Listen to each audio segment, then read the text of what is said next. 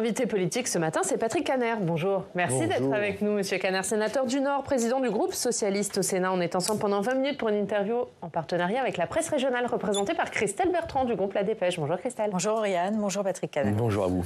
On va parler de l'information de cette nuit du côté d'Israël et cette frappe qui a touché un hôpital de Gaza, faisant des centaines de morts. Est-ce qu'il faut craindre une escalade et un embrasement ? Vous savez, l'escalade, elle a déjà commencé dès le 7 octobre. Israël n'a rien demandé. Les citoyens israéliens ont été massacrés, violés, brûlés. Quand on est juif, ça signifie quelque chose par rapport à la Shoah et au four crématoire. Donc le Hamas a une charte qui dit clairement que la Palestine a été usurpée par les Juifs et qu'il faut lancer le djihad. Donc ça veut dire massacrer les Juifs ou les jeter à la mer. Donc l'escalade a commencé le 7 octobre. Israël est un État de droit qui a le droit de se défendre dans le respect des règles internationales. Et pour revenir à votre question sur l'embrasement, et ce qui s'est passé de terrible, hier j'ai vu ces images comme nous tous ce matin, cet hôpital qui a explosé littéralement. Bien sûr, certains accusent Israël. Israël répond, c'est un missile du djihad islamique qui a été mal lancé. Je pense qu'il faut que toute la clarté soit faite et qu'une enquête internationale totalement indépendante puisse déterminer quelles sont les responsabilités réelles en la matière.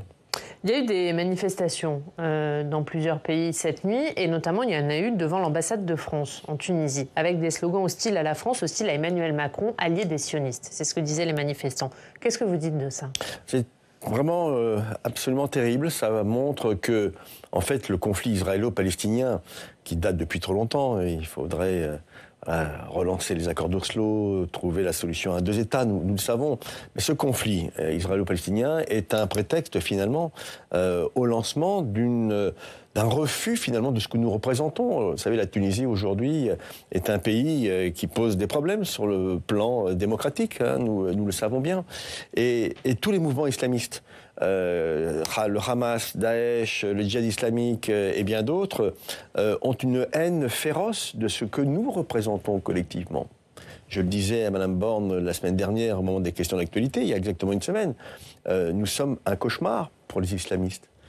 La liberté d'expression, la démocratie, le droit des femmes à disposer de leur corps, la laïcité, c'est un cauchemar et nous sommes face à une attaque en règle vis-à-vis de ce que nous sommes, à savoir les enfants, les dignes enfants de la lumière et du siècle des Lumières. Donc attention danger.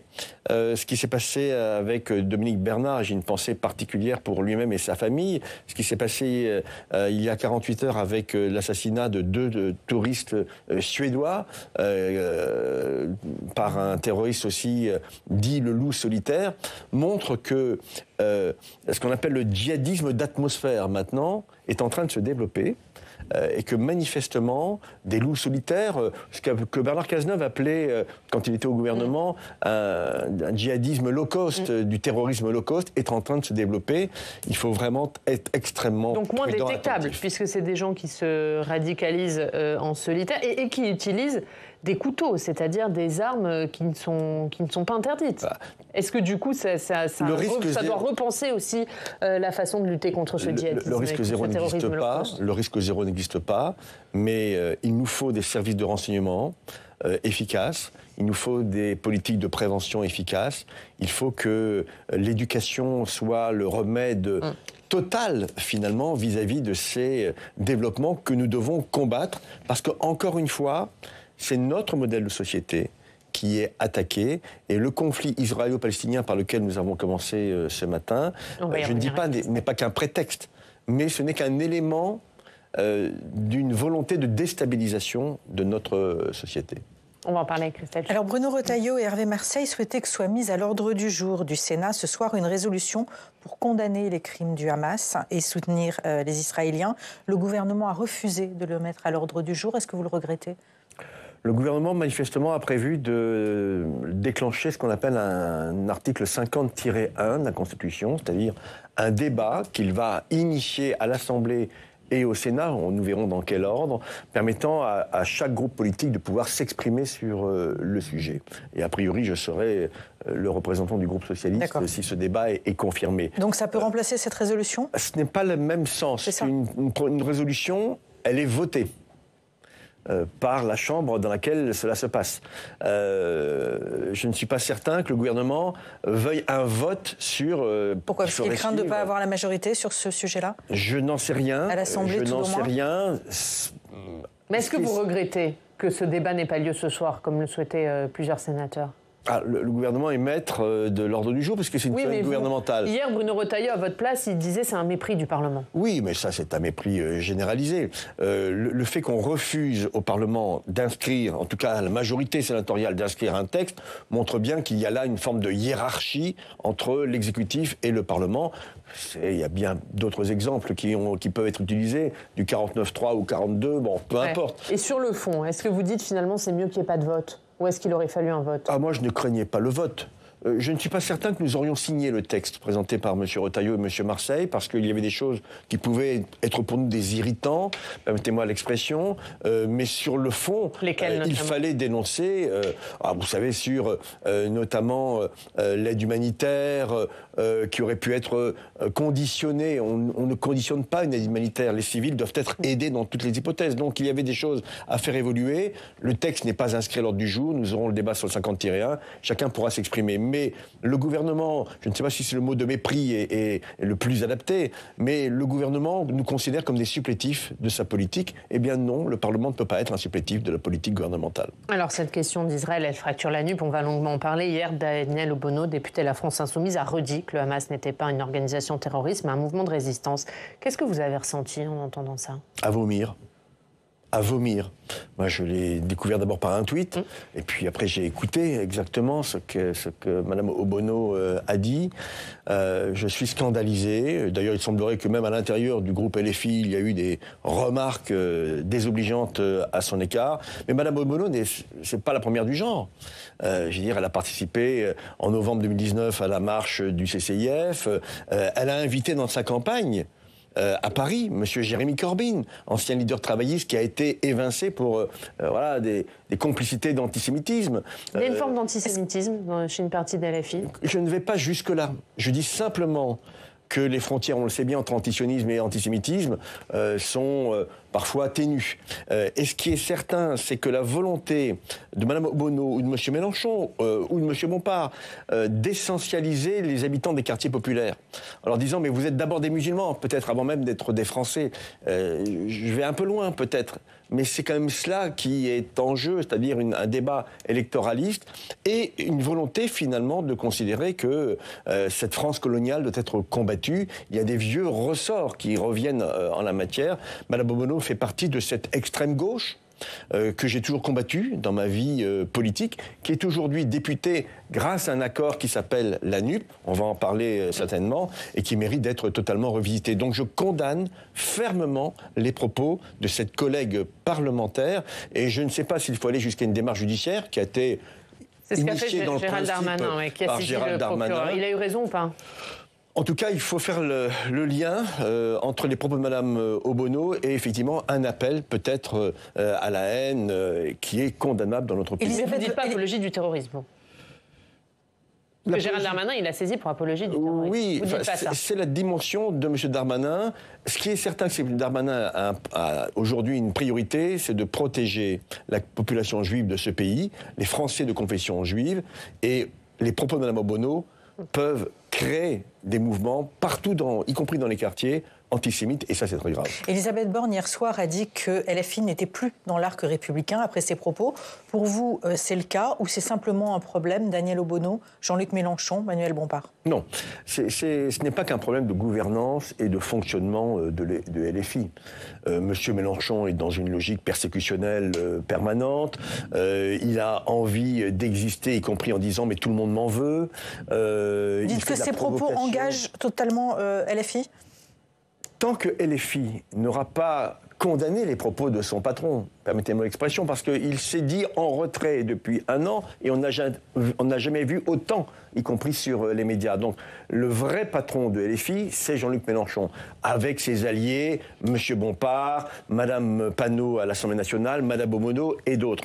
Mais je sens bien que chez d'autres membres de LFI, Ruffin, Corbière, Clémentine Autain, il y a plus qu'une interrogation. Et donc, LFI doit faire son adjoint. Elle a parlé de faute. Clémentine Autain, elle a dit c'est une faute. Oui, c'est une faute. Et on voit bien que cette provocation permanente de M. Mélenchon, aujourd'hui, est une atteinte, finalement, à la logique d'union de la gauche qui avait régné en 2022. La vraie question qui nous est posée aujourd'hui, nous sommes socialistes, c'est est-ce qu'on peut continuer à travailler avec un mouvement politique qui n'est pas un mouvement démocratique. Je tiens à insister, nous avons signé avec LFI qui n'a aucune vie démocratique. Ah, pour vous, LFI, c'est pas un mouvement démocratique? Ah ben pas du tout.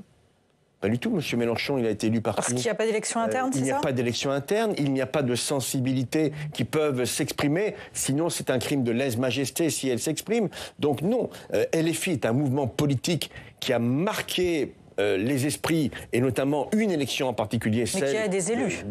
Pardon ? Mais qui a des élus. Qui a des élus nationaux. 75 députés, je ne le nie pas.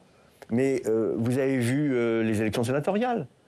Est-ce que vous avez vu un sénateur LFI élu? La réponse est non. Donc il n'y a pas que la légitimité liée à l'élection présidentielle. Je dis souvent, il y a une vie avant les présidentielles, il y aura une vie après les présidentielles. Monsieur Mélenchon a voulu faire de l'élection présidentielle l'alpha et l'oméga de tout l'avenir de la gauche. Soit clair, la réponse est non. Patrick Kanner, pour vous, il n'y a pas un problème de méthode Mélenchon, comme le dit il y a un problème idéologique. Il y a un problème, donc ça va au-delà de Jean-Luc Mélenchon. Il y a un problème idéologique.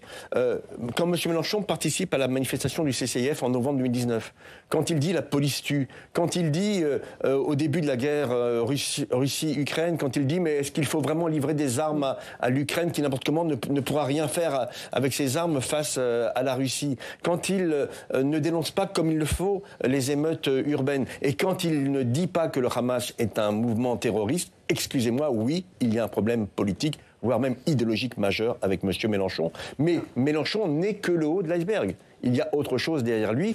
Est-ce que LFI est capable d'en prendre toute la considération et de dire ça suffit? Eh bien, c'est aux militants, aux adhérents, entre guillemets, de LFI, d'en faire la démonstration. Hier soir, le Conseil national du Parti socialiste a voté un moratoire suspendant sa participation à la NUPES. Est-ce que c'est suffisant pour vous, ou est-ce qu'il aurait fallu aller plus loin? Moi, j'ai soutenu la démarche initiée par les amis de Nicolas Meyer-Rossignol et d'Hélène Geoffroy visant à une suspension claire et nette avec LFI en termes de négociation et en termes de contribution au travail. Et quelle est la différence? Parce que là, vous avez acté la suspension. Moratoire, tout d'abord, c'est un terme qui n'est pas clair. Excusez-moi, on pourra avoir beaucoup de sens sur le mot moratoire. Et quand on dit suspension, ça veut dire qu'on arrête. Oui, donc vous étiez pour la rupture définitive.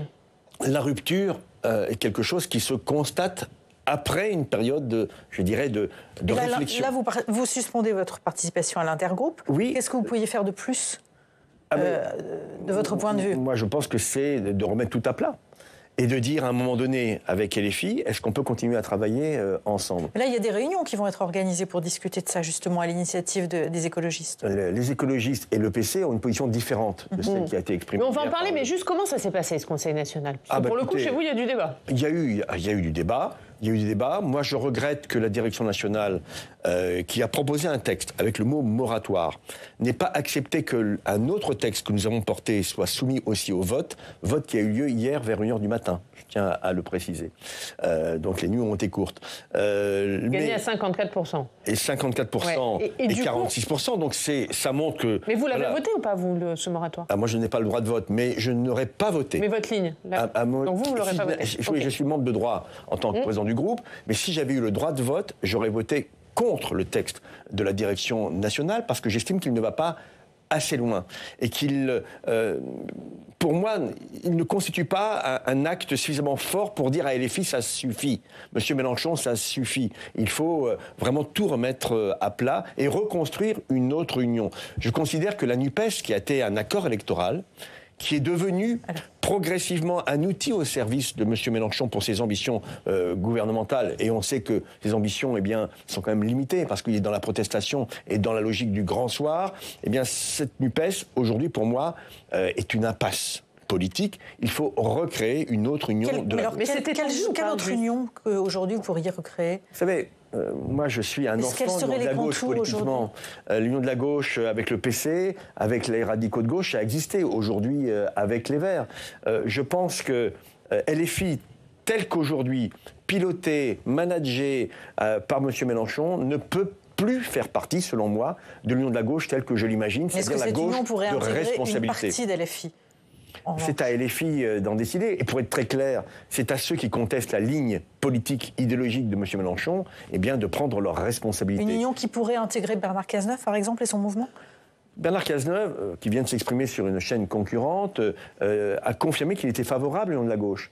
Mais il considère que LFI, aujourd'hui, est un élément qui ne peut pas moralement être considéré comme un partenaire naturel de l'union de la gauche. Et je crois qu'il a raison au travers des différents exemples que j'ai pu vous donner jusqu'à présent. Donc, LFI a été créé par Jean-Luc Mélenchon, pour Jean-Luc Mélenchon, avec Jean-Luc Mélenchon et pour les ambitions personnelles de Jean-Luc Mélenchon. Donc je considère qu'aujourd'hui, il s'est discrédité, clairement, et pas que depuis l'affaire du Hamas terroriste. Il s'est discrédité depuis de nombreux mois, voire même de nombreuses années dans ce pays. Le score de 22% est bien sûr une réalité politique, mais très ponctuelle.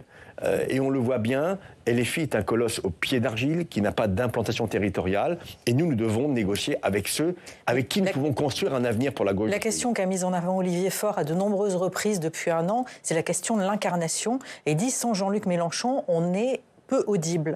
Est-ce que vous pensez qu'aujourd'hui, cette gauche sans Jean-Luc Mélenchon pourrait être audible, sachant qu'il n'y a pas un leader évident pour l'incarner? Si la gauche est audible parce que Jean-Luc Mélenchon parle dans les conditions que je viens de vous évoquer, eh bien, j'ai beaucoup de tristesse. Il faut qu'elle soit inaudible. Moi, je souhaite que la gauche retrouve d'abord une ligne politique, de responsabilité, que l'incarnation viendra ensuite. Vous savez, pour gagner, il faut d'abord une ligne politique, il faut une stratégie électorale et il faut une incarnation. Il faut les trois. Je vous le concède. Aujourd'hui, l'incarnation n'est pas déterminée. En tout cas, ce ne sera jamais pour moi Jean-Luc Mélenchon. Le reste est déterminé ? Non. Et le PS a un rôle particulier en la matière à imaginer. Il faut que nous reconstruisions cet axe central pour la gauche, celle de la responsabilité. Il faut qu'il y ait une stratégie électorale claire avec nos partenaires et pour être très direct avec le Parti communiste, avec les Verts, avec les radicaux de gauche et peut-être une partie de LFI, vous l'avez évoqué il y a quelques instants, et il faudra une incarnation. Mais l'incarnation, finalement, c'est la fin d'un processus. Mais il faut aller vite par rapport à 2027. Hier soir, vous êtes divisé sur cette question de l'incarnation, justement, lors du Conseil national. Certains voulaient faire voter un texte qui a été voté, disons qu'il y aura un candidat unique en 2027. Oui. Vous n'étiez pas tous favorables à ça ? Moi, je considère que le candidat unique en 2027, c'est peut-être l'assurance d'être présent au second tour. Mais c'est l'assurance d'être battu au second tour, parce qu'il n'y aura plus aucune réserve de voix. Il faut permettre à nos concitoyens de choisir au premier tour, c'est une élection au scrutin majoritaire à 2 tours, et de se rassembler au second tour contre le candidat qu'on ne veut pas. Candidat unique, c'est ça. Mais la question. Écoutez, l'histoire l'a montré. François Mitterrand n'était pas le candidat unique de la gauche. François Hollande n'a jamais été... Le PS n'était pas la même force à l'époque de François Mitterrand et vous avez fait moins de 2% la dernière fois. C'est bien pour ça que je vous dis qu'il faut repartir du PS pour espérer être présent au second tour avec un candidat crédible. Imaginez-vous un second tour, Jean-Luc Mélenchon, en 2027, Madame Le Pen. Je suis prêt à vous signer déjà le résultat. Marine Le Pen. Mais évidemment, et très largement. Donc, est-ce qu'on veut cela ? Est-ce qu'on veut... M. Mélenchon a envie peut-être que Mme Le Pen soit élue pour créer les conditions d'une révolution dans ce pays et que les masses populaires se mobilisent dans le cadre d'un grand soir. Non, mais à son interne, parce il faut arrêter avec ce fantasme de l'extrême gauche que représente M. Jean-Luc Mélenchon. En interne, vous nous dites hier, il y a eu des débats, il y a eu des divisions, il y a eu le refus d'un vote sur un texte qui était autre. Est-ce qu'Olivier Faure est assez ferme pour vous ? Olivier Faure n'a pas changé de stratégie. Un peu quand même, puisque là, il acte le moratoire. Je pense qu'Olivier Faure et ses proches, dont je ne suis pas, vous le savez, puisque il ne souhaitait pas que je sois à nouveau président du groupe socialiste au Sénat, mais voilà, il pensait peut-être qu'il y avait une reconduction du Congrès de Marseille au groupe du Sénat, ça n'a pas marché. Votre élection, c'est la défaite d'Olivier Faure ? Pour vous ? En tout cas, c'est la défaite du candidat d'Olivier Faure. Éric Kerrouche. Et donc, à travers Éric Kerrouche, Olivier Faure ? Olivier Faure s'est engagé personnellement dans cette campagne au sein du groupe socialiste. Je ne pensais pas que ça irait jusque-là, mais ça a été le cas. Mais ça va laisser des traces. Je ne suis pas rancunier, non. Ah non, vous êtes mon objectif, vous savez, c'est que le groupe socialiste travaille, qu'il soit puissant, qu'il soit connu, reconnu et qu'il soit uni. Et est-ce que vous êtes unis justement là-dessus au sein du groupe socialiste ? Écoutez, le groupe socialiste, il est partagé comme le Parti socialiste. Je dis simplement, et pour répondre à votre question initiale, Olivier Faure pense que la NUPES est un bon vecteur pour reprendre le pouvoir. Moi, je pense qu'aujourd'hui, la NUPES est devenue un boulet pour la gauche, que le mot NUPES est détesté par une partie de la gauche, et pas que par une partie de la gauche, par une partie des Français. Vous savez, je sors d'une élection sénatoriale. Combien de maires dans le Nord m'ont dit « Mais Patrick, t'es pas NUPES, t'as pas de LFI sur ta liste ». Ça veut dire que le PS s'abîme en restant avec LFI ? Je dis que le PS doit retrouver sa force centrale. Et je ne suis pas sûr que ce soit en étant dans la suite de LFI que cela pourra se réaliser. Est-ce qu'il y a aujourd'hui un travail commun entre socialistes, écologistes, communistes pour créer la structure commune dont vous parliez tout à l'heure ? Pas encore. Est-ce qu'il y a des rencontres ? Pas encore, mais je le souhaite. Vous savez, reprenons l'exemple du Sénat. Nous n'avons pas de NUPES au Sénat, parce qu'il n'y a pas d'intergroupe. Moi, je considère très simplement que ce que nous avons montré au Sénat, notamment sur le débat sur les retraites, avec les Verts, avec les communistes, que nous sommes capables de parler. Et j'aimerais que nous puissions construire un programme de gouvernement commun. Programme commun, ça rappellera des souvenirs à certains. Mais cette lente construction est nécessaire. Nous sommes en 2023. Il nous reste 1 an pour bâtir finalement une nouvelle union à laquelle j'aspire. Christelle, un mot sur la loi immigration. Un mot sur la loi immigration. Le projet de loi qui arrive le 6 novembre prochain au Sénat aurait pu éviter le drame d'Arras, a dit Gérald Darmanin. Est-ce que vous le pensez ? Est-ce que le gouvernement a eu tort de tergiverser sur ce texte-là qui attend depuis quasiment 1 an ? Je n'ai pas de boule de cristal. Je ne sais pas si ce loup solitaire qui a tué Dominique Bernard aurait pu être évité. Moi, je crois à la force de notre police, à la force de nos services de renseignement. C'est ça qui aurait... Non, mais est-ce que dans le contexte actuel, vous dites il faut un texte immigration ? Il faut qu'on prenne des mesures. En tout cas, ce texte arrive le 6 novembre. Est-ce que vous réfléchissez à le voter, du coup ? Il y a la partie sur la régularisation, et le mot ne fait pas plaisir à tout le monde, nous y sommes favorables. Nous considérons qu'il faut donner un statut à celles et ceux qui font vivre l'économie dans ce pays. Mais elle est fragilisée aujourd'hui, cette partie, justement. Cette partie est fragilisée, notamment par LR, qui n'en veut pas, le fameux article 3. Et donc, si l'article 3 est supprimé dans... vous ne le voterez pas. Je ne voterai pas le texte, nous ne voterons pas... Et les événements d'Arras... Même s'il passe par une circulaire. Pour vous, ce n'est pas un compromis acceptable. Écoutez, je considère aujourd'hui qu'il faut aller jusqu'au bout de cette démarche presque fraternelle, de dire à quelqu'un qui bosse dans le pays, qui ne pose aucun problème, qui n'a qu'envie que d'être intégré dans le pays, il faut lui permettre de le faire. Est-ce que c'est audible depuis les événements d'Arras de dire sans cette partie-là, on ne vote pas le texte ? Il est évident que si demain il y a de nouveaux incidents, voire même des attentats dans ce pays, les conditions d'examen de ce texte seront extrêmement compliquées. Il faut se le dire. Le gouvernement a voulu mettre une partie, entre guillemets, positive, sociale, et une partie plus répressive dans le même texte. Je pense que ce mélange des genres rend complexe l'adoption, ou par la gauche ou par la droite, de ce texte. Et si on part sur un 49.3, si on part sur un 49.3 à l'Assemblée nationale, sur un texte aussi important, je pense que ce sera un échec collectif, et d'abord l'échec du gouvernement, et donc que chacun prenne ses responsabilités. Un mot peut-être un peu plus léger, Patrick Kanner, à l'ancien ministre des Sports, même si c'est triste, ça reste léger par rapport à l'actualité, l'élimination de l'équipe de France de rugby. Vous l'avez vécu comment ? Je suis triste. Je suis triste et en même temps j'ai assisté à un seul match à Lille. Donc c'était pas un grand match, mais c'était un beau match. C'était Tonga-Roumanie, pour être très clair. Et j'ai vu 48 000 personnes au stade Pierre-Mauroy à Lille pour un match qui n'était pas un match de premier niveau. Beaucoup de femmes présentes. Cette fédération de rugby, présidée maintenant par M. Florent Grill, doit aller très très loin. Ils sont 300 000 licenciés. C'est rien par rapport aux 2 200 000 de foot. Je dirais bravo à la France pour avoir organisé cela. je suis triste comme n'importe quel autre supporter de voir que la France s'arrête en quart de finale. Mais il y aura quand même du monde dans les stades pour le reste des matchs. Merci Patrick Caner, merci d'avoir été avec nous. La une de la dépêche, Christelle. C'est l'Europe, cible du terrorisme. Merci beaucoup d'avoir été avec nous. On passe au club.